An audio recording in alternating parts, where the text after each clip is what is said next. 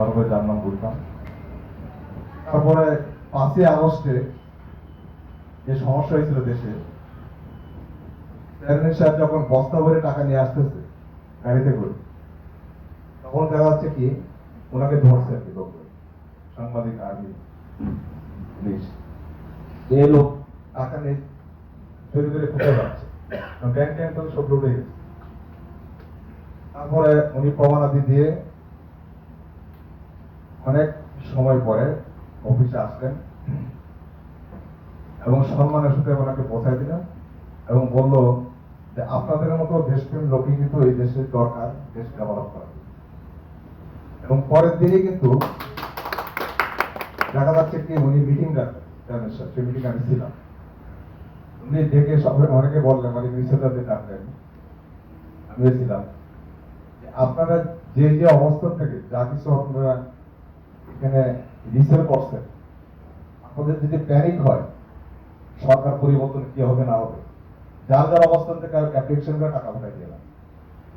আপনাদের এই 300-400 কোটি টাকা যে ট্রানজেকশন হচ্ছে, এটা আমার কাছে তেমন কোনো টাকা না। আমার যে পরিকল্পনা, আমার যে উনি তো আসলে যুবক মন্ত্রণালয়ের বড় বড় টেন্ডার, 400-500 কোটি টাকা টেন্ডার থেকে কিন্তু বড় বড় ইনকাম করতেছেন না। এই কথাটা বলার পরে আমার ভিতরে কিন্তু খুব দাগ কাটলো। আপনার টাকা উঠে নিয়ে যান, যদি প্যানিক হয়, এই কথাটা আমার ভিতরে খুব দাগ কাটলো। তখন থেকে কিন্তু আমি সিদ্ধান্ত নিলাম ব্যবসাটা করার জন্য। আমার একটা অভ্যাস কি, যে জিনিসটা ভিতরে যদি আপনার না লাগে, ইনসিগনিফিকেন্ট লাগে, সেই জিনিসটা আমি সিদ্ধান্ত নিতে পারি।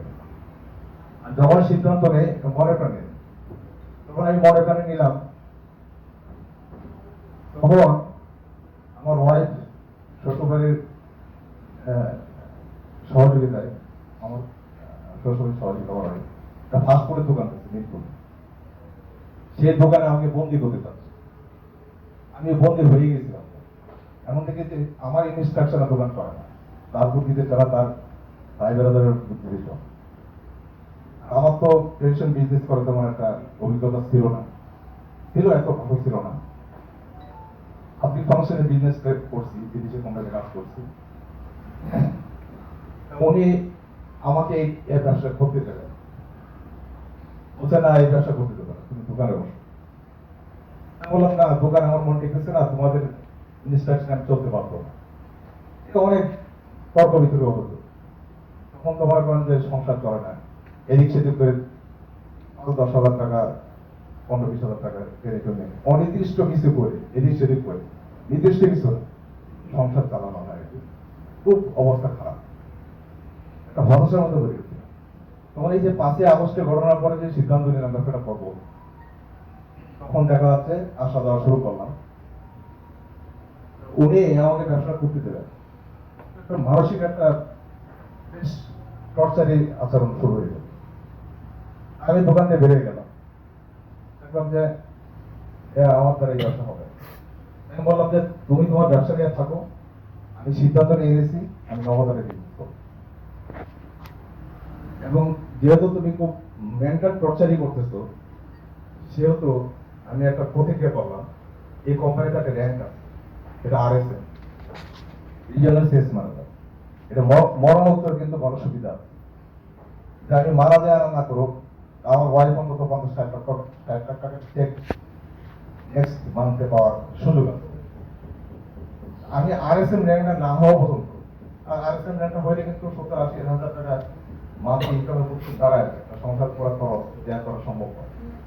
এই চিন্তা ভাবনা করে করছি যে আমি RSM না হওয়া পর্যন্ত তুমি আমার রান্না করো, তোমার হাতে রান্নার খবর চ্যালেঞ্জ। আমি প্রায় 3 মাসের অধিক সময় আমি হোটেলে রেখেছি। হোটেলে গিয়ে একটা গ্যাস হয়ে গেছিল, খুব অসুস্থ হয়ে যাচ্ছে। যাই হোক, 3 মাসের মধ্যে কিন্তু RSM হয়ে গেছি। তার মধ্যে হয়ে যাওয়ার পরে আমি বললাম তুমি দোকান বন্ধ করো, তোমার দোকান চলে না। আর আমার স্বামী আমেরিকা থাকে, ওটা ফ্ল্যাট প্রায় 7,000-21,000 টাকা ভাড়া, তাদের একটু ভাড়া দিত। ওই ফ্ল্যাটটা আমরাই করে দিচ্ছিলাম সমস্যা করে। ওই ফ্ল্যাটের ভাড়া একটু সহযোগিতা পাইতাম, তো ওই জন্য আরো বেশি ধাপ ছিল। এমন ফ্ল্যাটের ভাড়াটা বন্ধ করো, ফ্ল্যাটের ভাড়া নিয়ে আলাদা, দোকান বন্ধ করো। ডাইরেক্ট অর্ডার দিয়ে দিলাম, যদি আমাকে খাওয়াতে চায় আমি যদি বাসায় খেতে চাই। আস্তে আস্তে গ্র্যাজুয়ালি কিন্তু দোকানটা স্টপ হতে লাগলো। রাতের 12টায় ডাইরেক্ট স্টপ করে দিলাম। ওরা দেখি কিন্তু দোকান যে চালাইছে প্রায় 5 লাখ টাকা দিন আবার। যাই হোক, ওইদিকে আমি যাচ্ছি না। তারপরে আস্তে আস্তে আস্তে আস্তে দেখা যাচ্ছে আপনার ডাবল আইএসএম হলাম, তারপরে ডাবল এএসএম হলাম, এখন ম্যানেজার হলাম। বিষয় হচ্ছে কতটুকু সময়, এই সময়টা হয়েছে 5ই আগস্টের পর থেকে যে সিদ্ধান্ত নিয়েছিলাম আজ পর্যন্ত। সেখান থেকে যে একটা পরিবর্তন আসছে, আপনাদের তো আমার মোটামুটি 1 থেকে 5 লাখ টাকা মাসে ইনকাম। আমার 2 বছর হয়নি, 2 বছর কাছাকাছি। বিষয়টা হচ্ছে কি, আমার শ্বশুরবাড়ির আত্মীয় স্বজন, আমার ওয়াইফ, সবাই কিন্তু একটা মানে ধরে যে কি করে সম্ভব এত পরিবর্তন আসতে কিভাবে আসতে। সেখান থেকে মনে হয় এখন আল্লাহর রহমতে আপনাদের দোয়া, আমার দেশ থেকে 24 লাখ টাকা রিসেট চলতেছে এখানে, এবং 3-4 লাখ টাকা ছোট ছোট দিনাগুলো পরিশোধ করলাম, আরো কিছু দিনা আছে। মাসে 70-80 হাজার টাকা সংসারের খরচ। আপনাদের কি মনে হয়, এটা কি সঠিক সিদ্ধান্ত হলো নাকি রং সিদ্ধান্ত? যাই হোক, সেখান থেকে যেটা বলছিলাম যে এই কোম্পানিতে যে লেগে আছে 4 বছর আগে দাওয়াত পাইছি, আমি যে আসা যাওয়া করার মধ্যে অনেক কিছু দেখছি কোম্পানির সম্বন্ধে।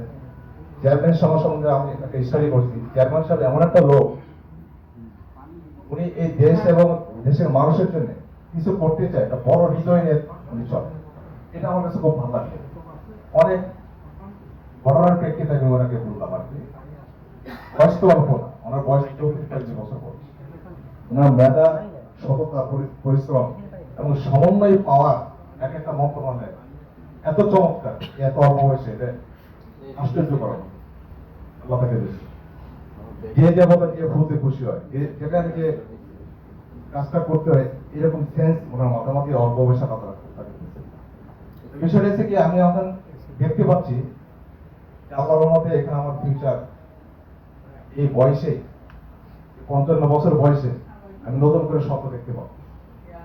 এবং আপনাদের তো খুব শর্টলি আমি এনএসএ প্রতি যাচ্ছি এবং এমন কিছু এখানে আছে যেটা বলতে চাই। আমি তো উদাহরণের মাধ্যমে কমিশন ভাবে বলি